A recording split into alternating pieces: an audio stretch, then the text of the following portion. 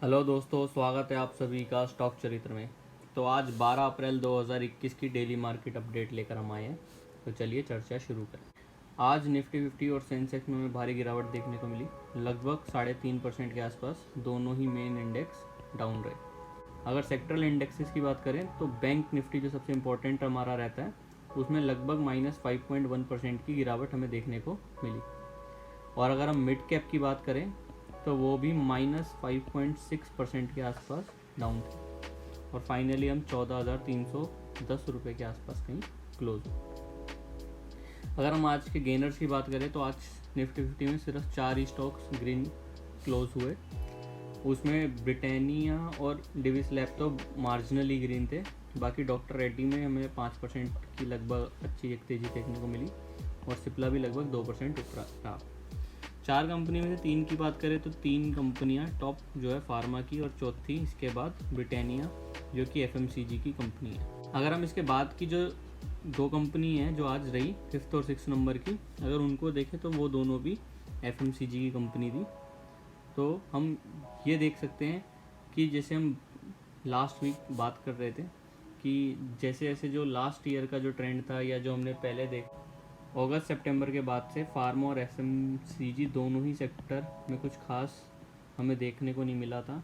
तो इनकी करेक्शन का टाइम तो लगभग ख़त्म हो ही गया था।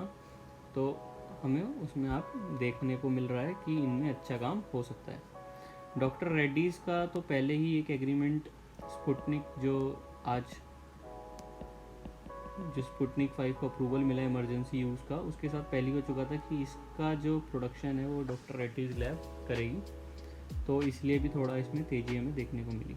साथ में जो कोरोना के लिए जो दवाइयाँ चाहिए उसकी भी प्रोडक्शन जो है वो फार्मा कंपनी ने धीरे धीरे कम कर दी थी, क्योंकि केसेस बहुत ज़्यादा इंडिया में आ नहीं रहे थे। अब दोबारा केसेस आने के चक्कर में दोबारा प्रोडक्शन जो है वो ज़्यादा लेवल पे हो रही है।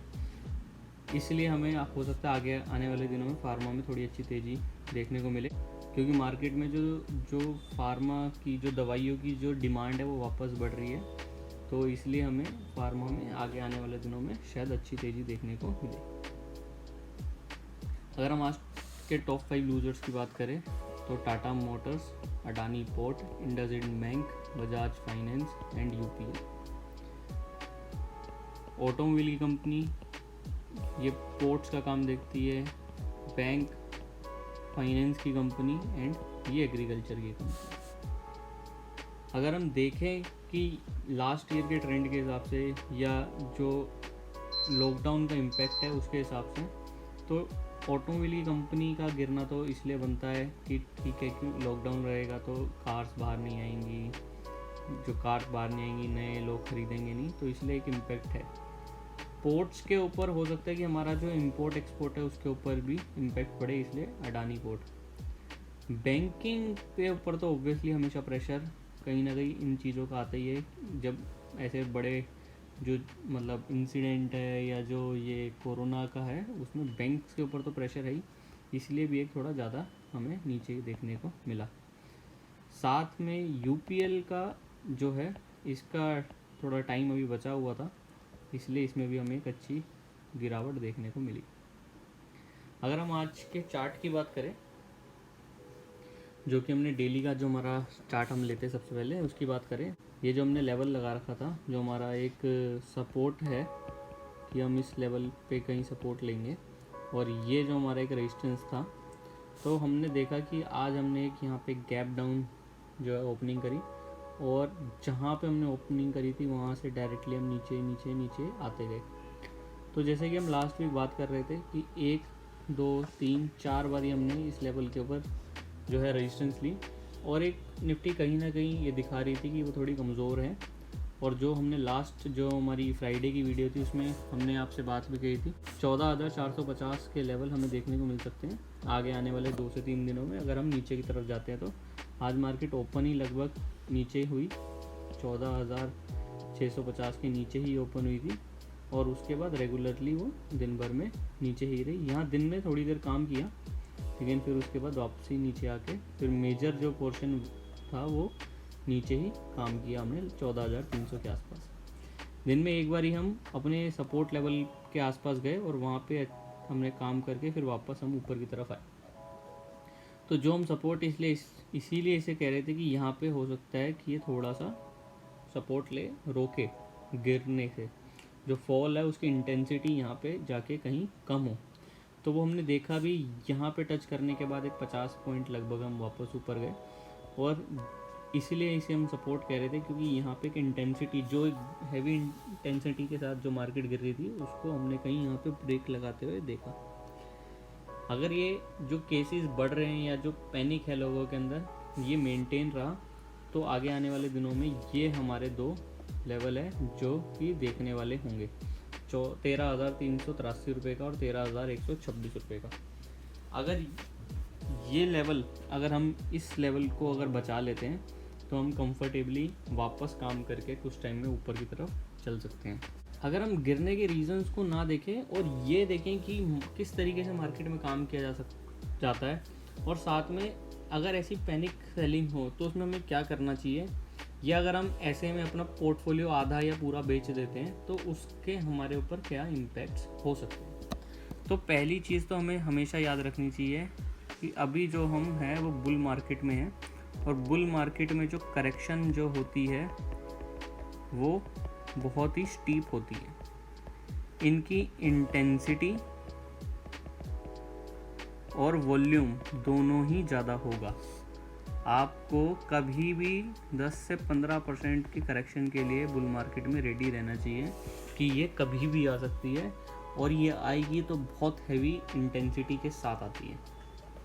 सेकंड हम चीज़ की बात करें, सपोज़ करिए किसी का जो पोर्टफोलियो है उसका साइज़ जो है 10 लाख रुपए का है और उसका लगभग 2.5 लाख का प्रॉफिट है। अगर ऐसी करेक्शन में वो व्यक्ति अपना पूरा 12.5 लाख में से आधा माल बेच देता है 6.25 लाख, और 1.25 लाख का प्रॉफिट जो है बुक कर लेता है, तो ऐसे केस में अगर STCG का पार्ट हुआ तो आपको 1.25 लाख का 15% जो है टैक्स में देना पड़ेगा। तो अगर आप इसका 1.25% की बात करें तो 15,000 और 3700 लगभग 19,000 रुपये के आसपास, जो कि 18,750 हुआ, 19,000 के आसपास आपको टैक्स देना पड़ेगा। और इसके बाद अगर आप तुरंत ले लेते हो तो भी चांसेस है कि आप नीचे की तरफ जाओ, और अगर आप नहीं लेते तो अगर आप ये सोचो कि मैं बॉटम के आसपास कहीं लूँगा तो वो लेना पॉसिबल नहीं हो पाता। अगर ऐसा केस हो गया तो आप जैसे कि ये देख रहे हो कि यहाँ पे भी लोगों को था कि शायद नहीं ऊपर जाए लेकिन गया, यहाँ पे भी ऐसा हुआ कि ऊपर गया। तो ऐसी पोजीशन पे बनाना, ऐसे टाइम पे पोजीशन बनाना एक टफ़ काम है जो कि बहुत इजी नहीं होता हर एक व्यक्ति के लिए। तो अगर आप ऐसी कंडीशन में अगर अपना धैर्य बना के बैठे रहें, और ऐसा नहीं है कि आपको बेचना नहीं चाहिए, आप बेच सकते हैं। आपके पास अगर LTCG में 1 लाख रुपए के आसपास प्रॉफिट है तो आप वो पूरा 1 लाख रुपए निकाल सकते हैं और अपना पैसा थोड़ा रख सकते हैं, पोजीशन हल्की कर सकते हैं अगर आपको अच्छा प्रॉफिट दिख रहा है तो। अगर एकदम जो जैसे कि आपने सपोज 10,000 का कुछ ख़रीदा और उसमें आपका 10.2 से लेके 9.8 के बीच में है कोई पोजीशन, आप उसको भी हल्का कर सकते हो। तो काम करने के तरीके बहुत सारे हैं, लेकिन पैनिक में आके अपना सारा माल बेच देना या बहुत सारा माल ख़रीद लेना कि आज मार्केट 4% नीचे तो दोबारा पता नहीं देखने को मिले, तो ऐसे काम नहीं करना चाहिए। एक बार ही सपोर्ट लेवल का इंतज़ार करना चाहिए कि अगर हम यहीं से ऊपर जाए तो यहाँ पे थोड़ा सा बाय कर सकते हैं, वापसी नीचे आए तो इन जो भी लेवल हैं इन पे थोड़ा वेट कर सकते हैं, लेकिन एक बारी में आप पूरा ना बाय करें ना पूरा सेल करें, उसको स्टैगर्ड वे में ही ख़रीदना और बेचना चाहिए, जिससे कि जो आपकी एवरेज है वो मेंटेन रहे, पोर्टफोलियो आपके पास रहे, जिससे कि आपकी जो पोजीशन जब बनी रहेगी तो आप सडनली अगर एक रिवर्सल आए तो आप उसके लिए रेडी रहें। अगर हम शॉर्ट टर्म के चार्ट की बात करें आज, जो कि एक हमारा 1 घंटे का जो हम लेते हैं, तो हमने देखा कि यही जो हम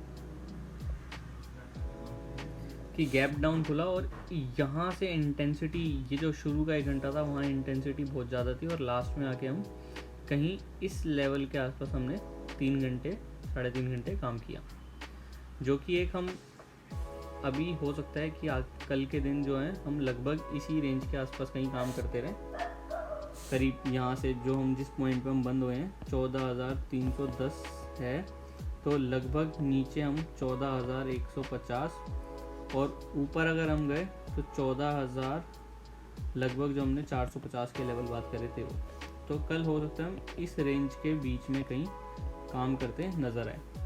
अगर इंटरनेशनली थोड़ा प्रेशर रहा तो स्थिति थोड़ी सी देखने वाली होगी, लेकिन अगर सिर्फ डोमेस्टिक रीजन की जो हमारा चल रहा है कि केसेस इंडिया में ज़्यादा हो रहे हैं या दूसरी स्टेट्स में लॉकडाउन की बात चल रही है या हर जगह आजकल नाइट कर्फ्यू की बात चल रही है, अगर सिर्फ वही रहा तो हो सकता है कि अभी 1-2 दिन हम शायद इसी रेंज में कहीं काम करके और फिर धीरे धीरे नीचे जाएं। तो अगर हम धीरे धीरे नीचे जाएंगे तो ऑब्वियसली हमारा जो टाइम है वो बढ़ जाएगा। तो जैसा कि हम आपको कह ही रहे हैं, आप पिछली जो हमारी वीडियोज़ है अगर उसमें देखेंगे तो अभी हम 3 महीना लगभग इसी रेंज में कहीं काम करने की एक जो हमारी एक्सपेक्टेशन थी कि हम लगभग ये जो हमारी 2 लेवल हमने लगा रखे थे कि इसी के बीच में हम लगभग 3 से 4 महीने अभी काम करें और दिवाली से पहले एक थोड़ा सा ऊपर जाके कहीं यहाँ पे काम करते हुए 16,000 के आसपास हम अक्टूबर नवंबर में कहीं हों। तो 16,000 अगर हम कह रहे हैं अक्टूबर नवंबर में और हम 15,400 से वापस नीचे गए तो आप मान सकते हैं कि एक 7 से 8 महीने का करेक्टिव फेज था। और एक करेक्शन जो हमारी आनी चाहिए थी मार्केट में, उस करेक्शन के लिए एक बहुत बढ़िया ट्रिगर था ये कि लॉकडाउन लग रहा है या केसेस बढ़ रहे हैं, तो उसको मतलब आप बिल्कुल ऑप्टिमिस्टिकली ना लें और बिल्कुल पेसिमिस्टिकली ना लें। आप जैसा हम कहते हैं कि चार्ट पे जैसा दिख रहा हो उस तरीके से काम करना चाहिए और अपनी पोजीशन को उसी तरीके से चेंज करते रहना चाहिए। तो आज जैसे कि इंटेंसिटी हमने देखा कि बहुत ही ज़्यादा एकदम डाउनवर्ड्स थी, और ये ही होता है जनरली अगर आप मार्केट में हैं बहुत टाइम से काम कर रहे हैं तो आप हमेशा नोटिस करेंगे जब फॉल आती है तो बहुत स्टीप ही होती है और ऊपर हम धीरे धीरे ही जाते हैं। तो ऐसा आपको घबराने की ज़रूरत तो मुझे भी लगती नहीं, लेकिन सबके स्टॉप लॉस आपको एक माइंड में होने चाहिए कि आपने कोई भी स्टॉक में एंट्री जब ली है और कब एग्ज़िट आपको करना है वो आपके एक माइंड में रहना चाहिए। और रेगुलरली अपने फाइनेंशियल एडवाइज़र से आपको डिस्कशन करते रहना चाहिए जिससे कि आप अच्छे डिसीजन ले पाएँ। Thank you. और आपने अगर अभी तक हमारा YouTube चैनल सब्सक्राइब नहीं कर रखा तो आप ज़रूर सब्सक्राइब करें, बेल आइकन दबाएं और आगे आने वाली वीडियोस जिससे कि आपको जल्दी आपको उसकी नोटिफिकेशन मिल जाए और आप देख पाएँ। Thank you, have a nice day.